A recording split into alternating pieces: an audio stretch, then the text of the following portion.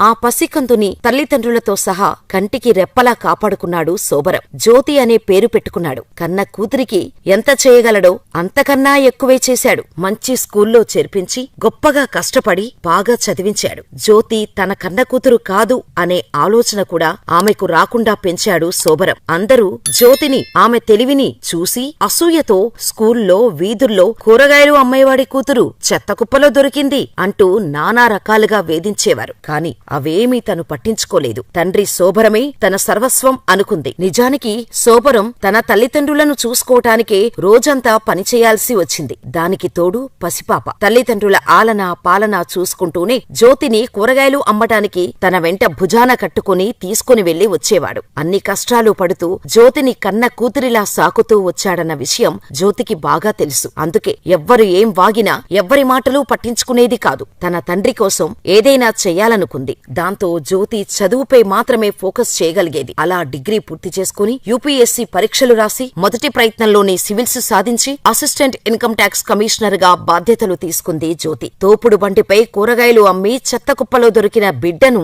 ఏ స్థాయికి తీసుకొచ్చాడో తెలిసి నోటికొచ్చినట్టు మాట్లాడిన జనాలు ముక్కున వేలేసుకునేలా చేసింది జ్యోతి. ఎంత గొప్పగా ఉంది కదా ఆ తండ్రి కూతుర్ల సక్సెస్.